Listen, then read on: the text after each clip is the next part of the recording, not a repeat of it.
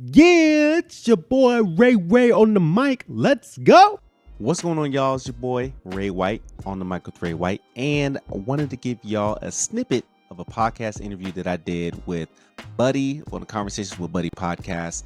We talked about leadership, we talked about family, we talked about life, growth, all the things, the love of our lives, everything that talks about what it looks like to just be human in this world. And I took some snippets, put it into this podcast so y'all can listen to it, but I want y'all to follow and listen to the rest of the podcast because there was more game that was dropped there, which I'll put in this link in the show notes, as well as all Buddy information so you can follow, like, subscribe, and be engaged with this content. And who knows, learn a thing or two from the conversations that he's having with these community leaders in our city. So make sure you tap into the full episode of my conversation with Buddy.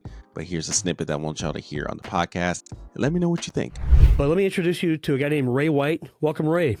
Hey, thank you for having me. I'm excited to be here. Well, dude, thanks for coming, man. We appreciate you, man.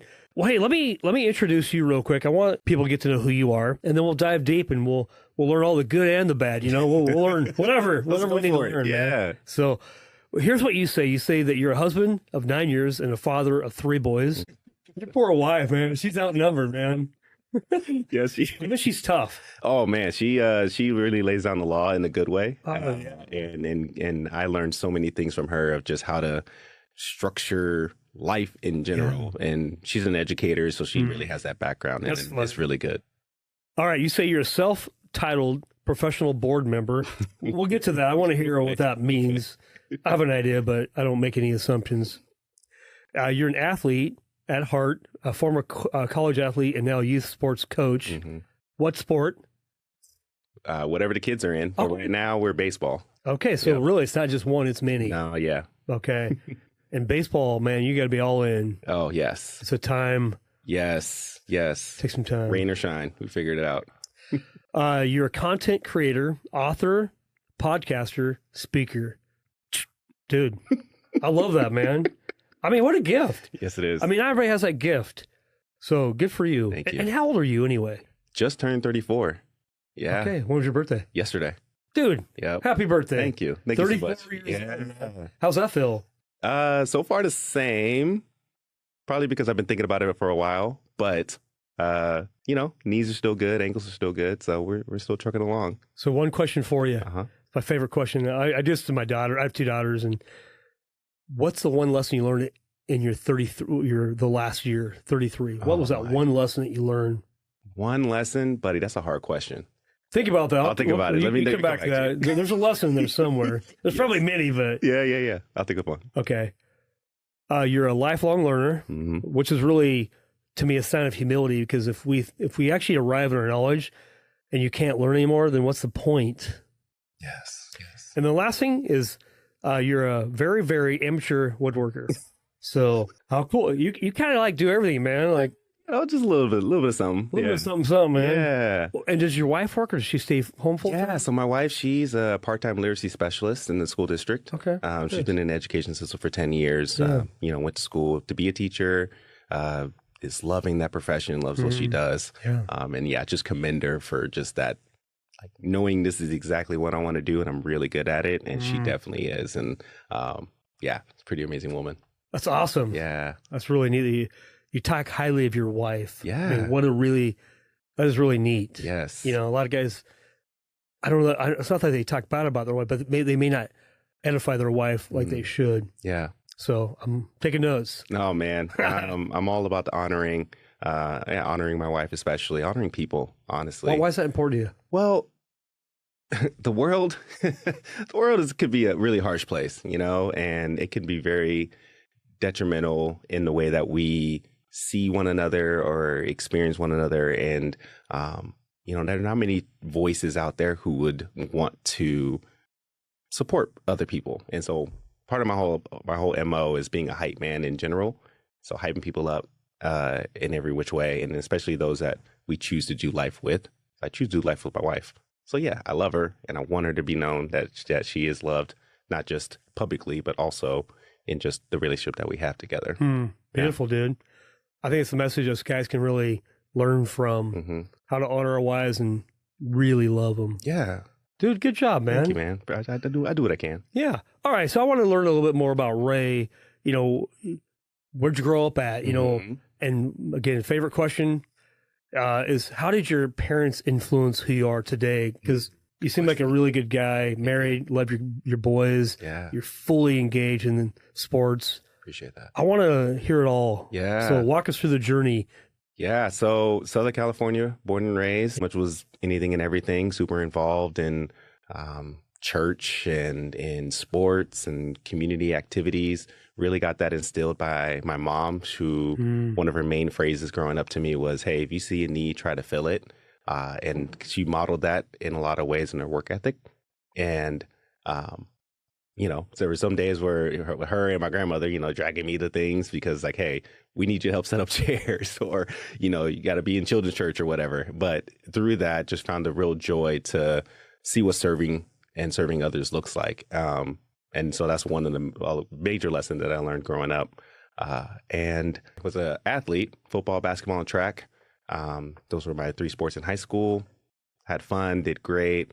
Once kind of senior year ended, or football season ended really, my senior year of high school, it was like, well, I'm not getting picked up by D1 schools. You know, I'm not, yeah. There's nobody calling. Nobody's calling me like that, you know, and I had fun. It was great, you know, and had a good time and, you know, knew that while yes, I love basketball, yes, I love track, I was also in the mode of like, well, if I don't play sports again, I'll be okay. Yeah. To where D3 schools were contacting me and was like, oh, I didn't know there was a whole nother option out there. Wow. I just knew D1 and D1 was it, man. D1 or bust, you know, Yeah. that's how you get to the league. And so once I started learning that there was more than just Division I athletics, it opened the door to see what other possibilities, and kind of one of those things where like, if I could still play, why not?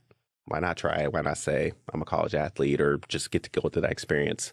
And wanted to do it outside of the state. That was kind of important to me as well, just to experience something. Another thing my mom told me, she was like, you know, you always have a home to come back to. So why not go explore and do things that our family hasn't done before? And that's how I landed at Willamette. Okay, so you lived in Southern California and you picked Willamette like your college you'd go to. Yeah. And you played basketball there? I did football there. Oh, you did and football. track. Yeah. Football. Okay. Yeah. Raining sideways on my recruiting trip.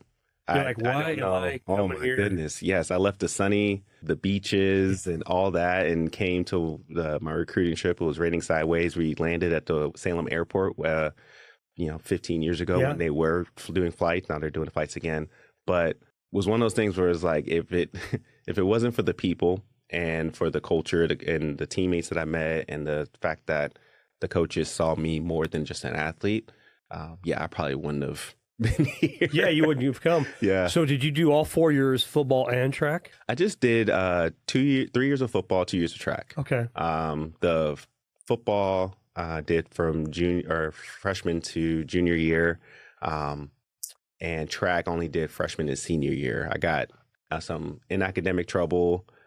Was almost close to leaving Willamette because of academics, and it was a whole story there. And then my junior year of football, I got injured, and that's when another realization clicked. I'm like, oh snap, football's not forever. What's life going to look like? And I'm heading to senior year, not really knowing what's after college, and decided not to play football that my senior year to put some emphasis on what's next. So did you grow up in church then? Is that what you said? Yeah, so grew up in church. Okay. Yeah, grew up. So you have a relationship with Jesus? Yes, relationship with Jesus. When did that all begin? Oh my goodness. So yes, my grandmother is very heavy in church. She's our grandmother, my mom was always serving, always active, always involved. I remember, it's one of those things where it's like, yeah, we're going to church this Sunday, you do what you need to do.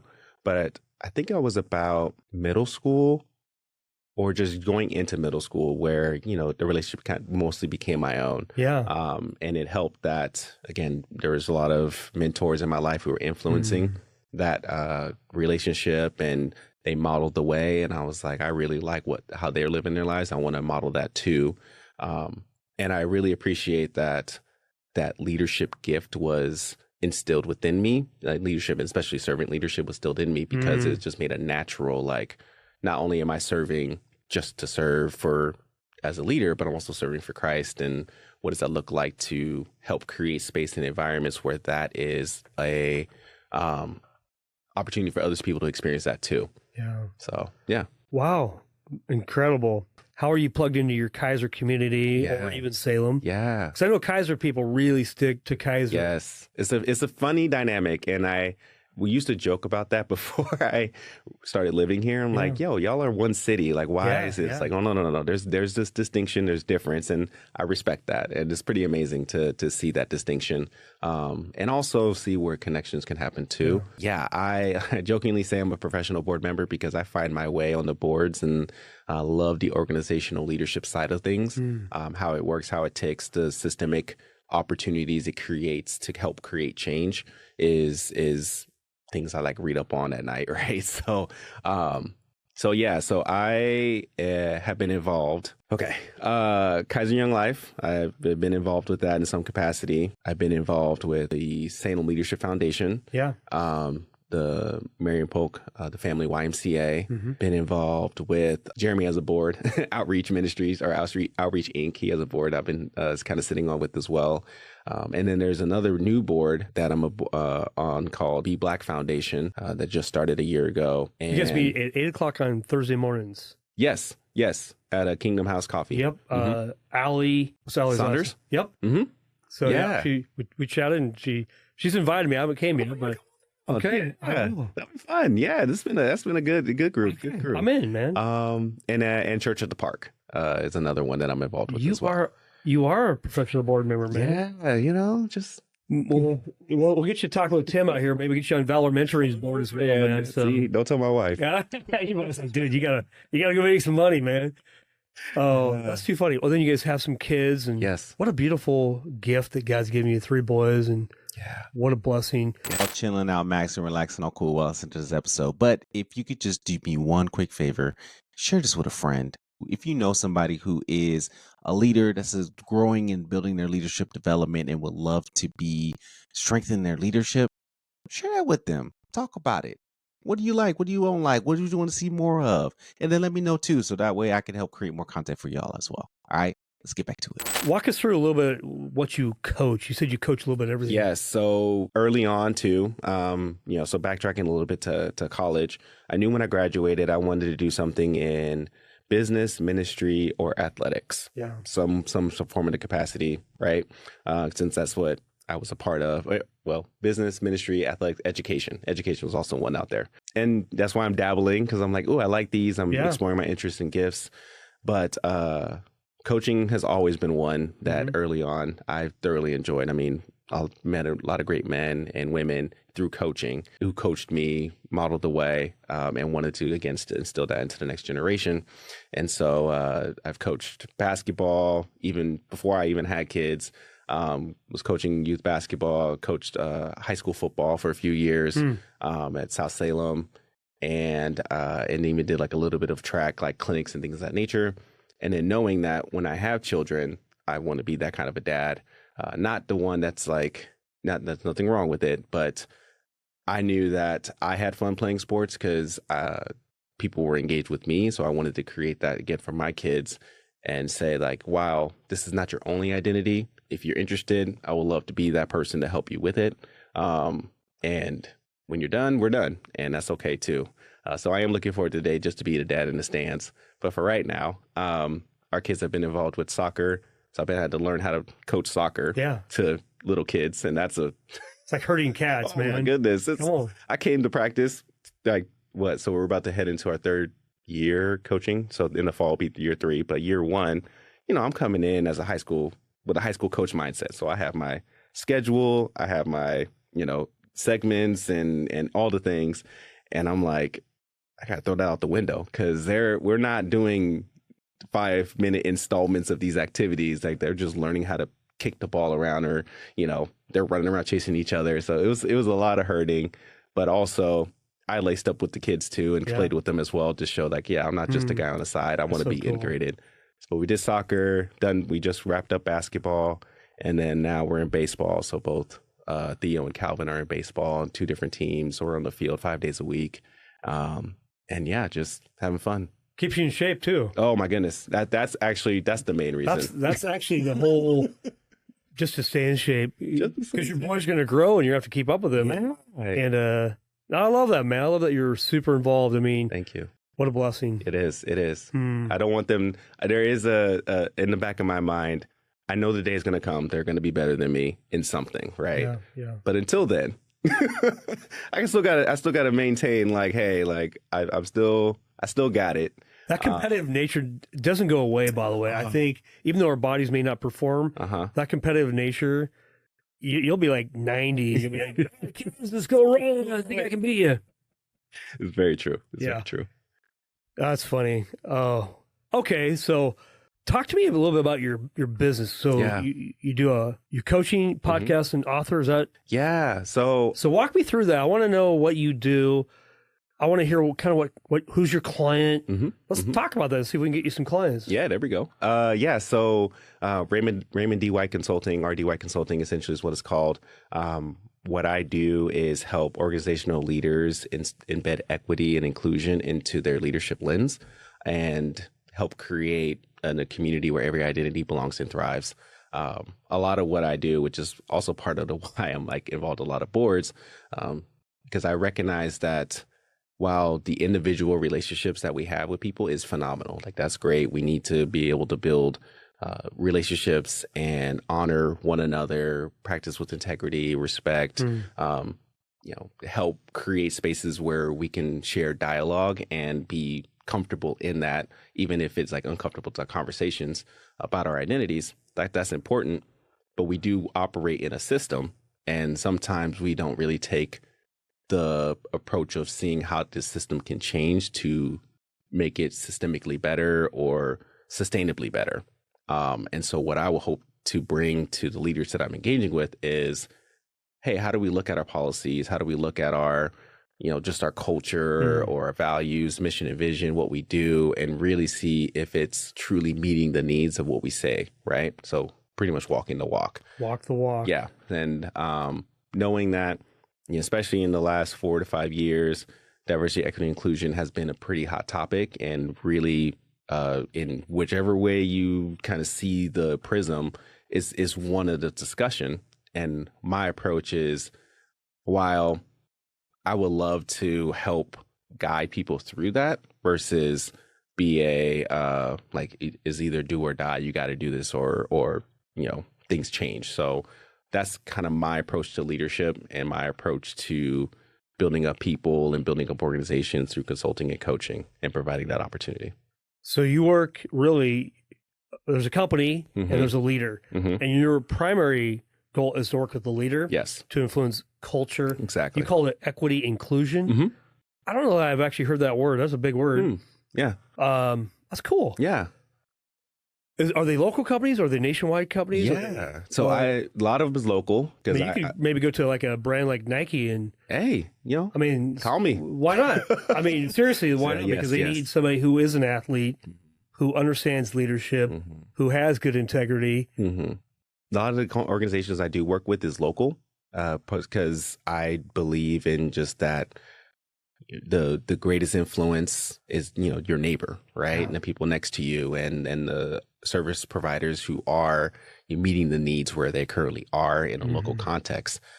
And so, yes, there's been organizations that I have done workshops for, or speaking engagements, what have you, to instill these principles, but not just instill them and say, hey, this is what it is, but actually discussing how does this look in your space. And so that's a lot of relationships I have so far. Yes, I've done some speaking engagements and, virtually, right, across the other parts of the nation, but really try to really get my hands dirty where I'm currently am. Yeah.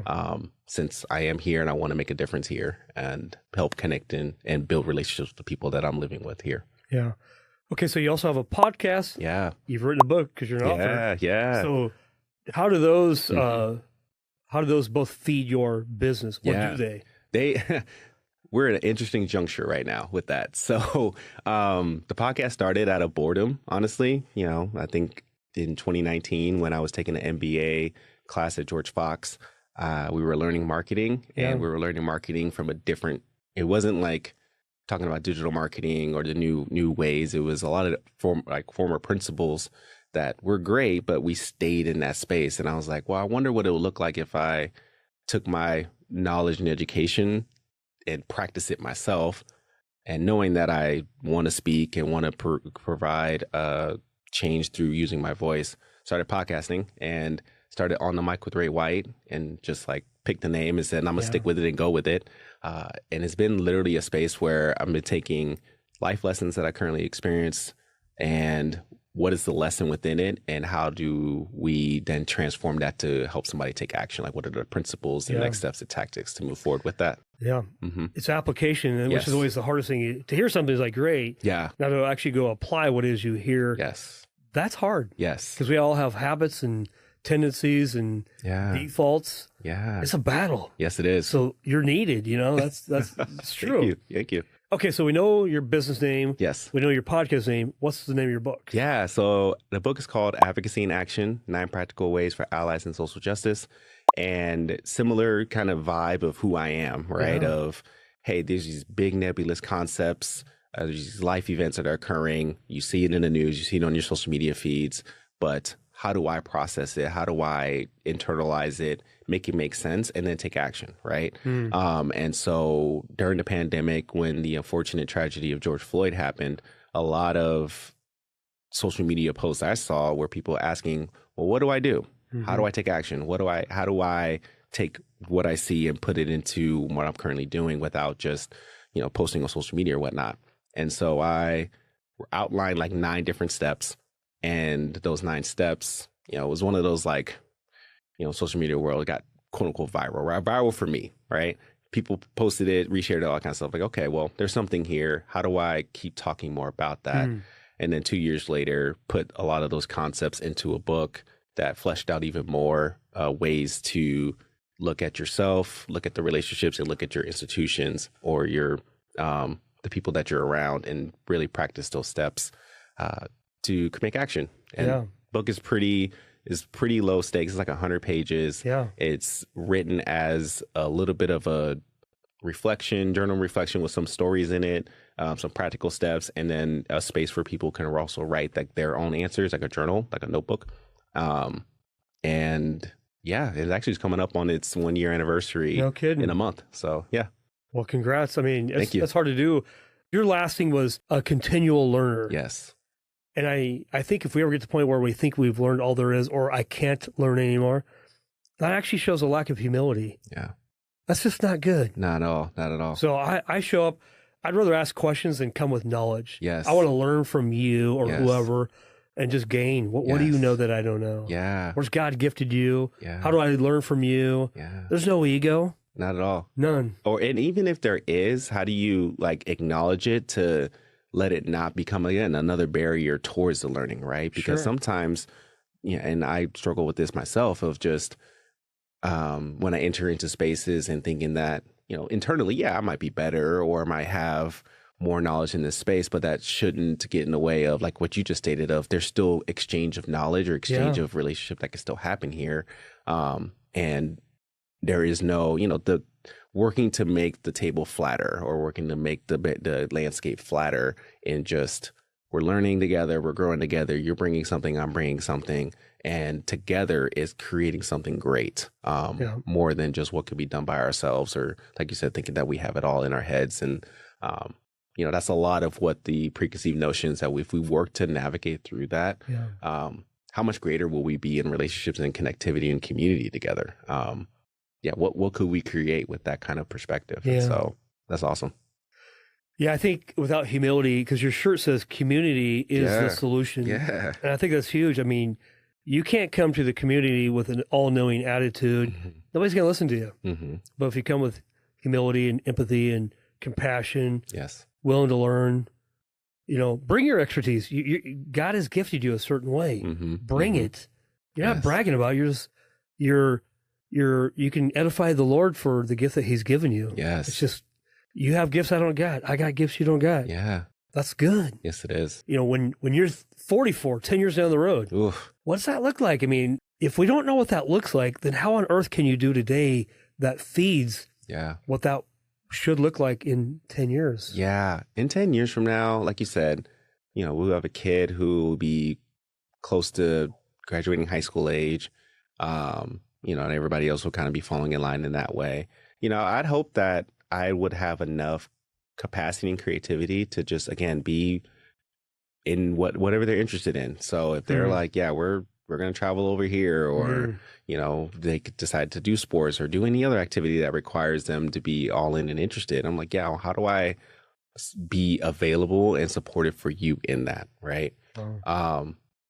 Because I value family. That's one of my values, and want to ensure that they know that they have parents that are here and I'm here for them and want to support them in their goals. So making sure I'm available for that. But I think in doing so, right, you got to pay the bills. So you do got to pay the bills. So, we'll see. I'm very grateful that I started this journey of really leaning into the gift of speaking and the gift of leadership and community development, community building, and would hope that creating either partnerships or collaborations with members in our community to create something that is sustainable, longstanding, and making an impact. I think that's a lot of what I see and what I hear in the boards that I sit on, or just being about. I'm like, there's an initiative with young adults, or initiative in helping with youth and education. Okay, well, I know these 3 people over here that also have the same passion, but they just may not know each other. What does it look like to connect them to this effort and then create something great out of that, right? Wow. So my mind works in that way. And I'm grateful for mentors in my life who had that similar mindset. Like Jeremy, for example, he was always that great connector. Rick is another great connector. So whatever effort that allows space to create better communities for the next generation is work that I would hope to be doing. Speaking into helping shape, helping craft in 10 years, I will hope that I'll be doing something in that space. Dude, well said, man. Thank you. I think you're doing a great job. I appreciate that. I don't know you well, but the fact that you're involved in you honor your wife, you're involved in your kids' activities. It's not hard to tell that you love that. I appreciate that. So, which I think to circle back to the very beginning when you asked me what did I learn in 33. Oh, here we go. So there you go. Pull back, call back. I think it is that, like, I've heard all my life, you got to have balance or learn to integrate, but it's like, okay, what to say no to and all that. It's like, I get that. But what you just stated of you're doing it in partnership with your wife, you're doing it in partnership with, those in your family or those around you who say, yes, I want to do life with.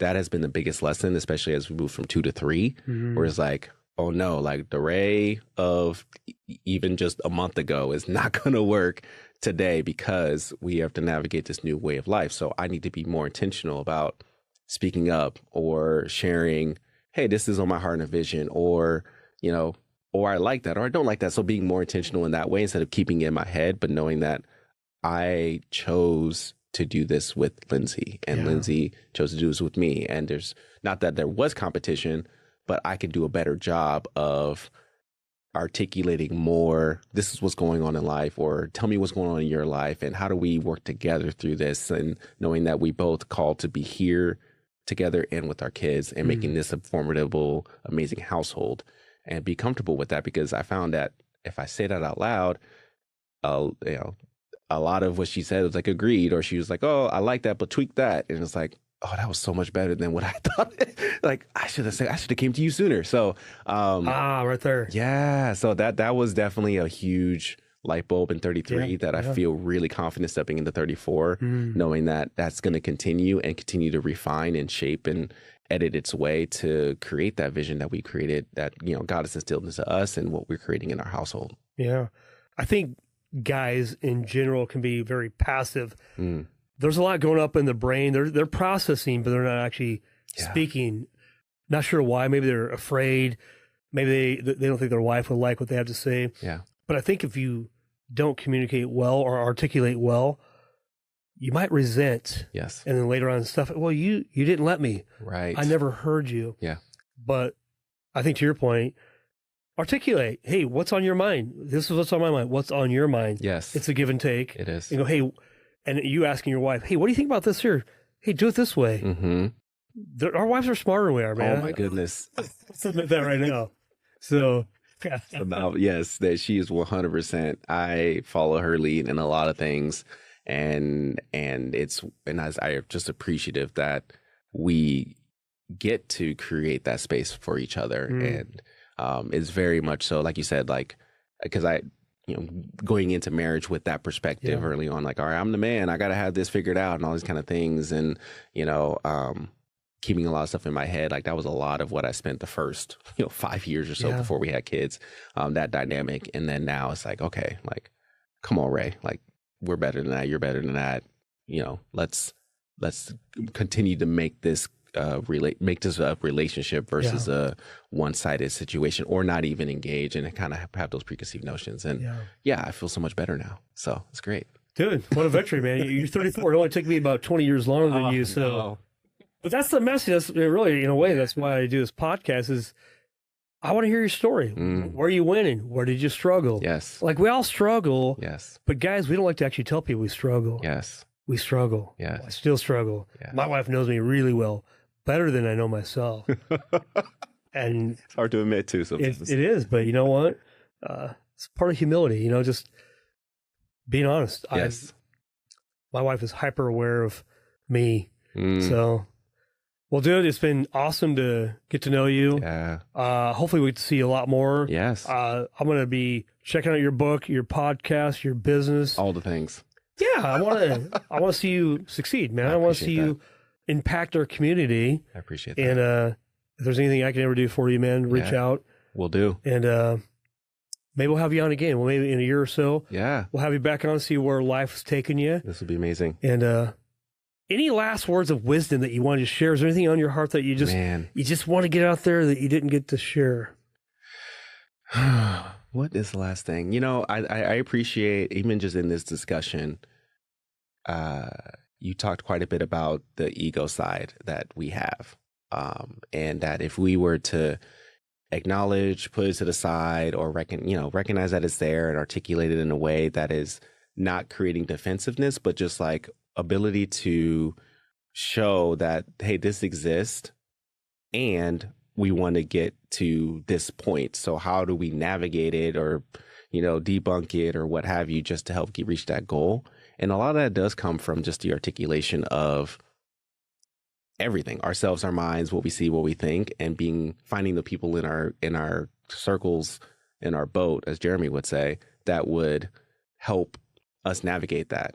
And even when we do that, it's not a dig or connotation, or if we say that they're going to leave, that was like, no, they're with you. And that's why you're here. Like, that's why you said yes or whatnot. So that is something that, Nick, you said it took you 20 something years.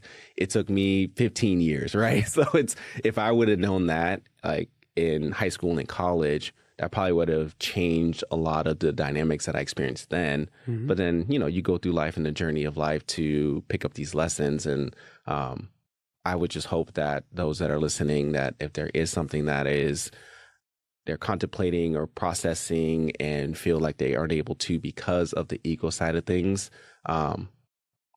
recognize it's there, but then find the people in your life who love you and want to be with you to help you walk through that and utilize that relationship to work through it and get to the end goal. Because it's so much better on the other side, man, when you do that. Yeah. Mm-hmm. Cool. Well, thank you very much. Yeah. Thank you. Well, thanks for listening to this week and every week. Hopefully you really got a lot of information out of what Ray talked about. I'd love for you to reach out to Ray. I'll put some information in the show notes. You can reach out to Ray. He's a great guy. He loves God, loves his wife, loves his kids. I mean, what's not to love about that?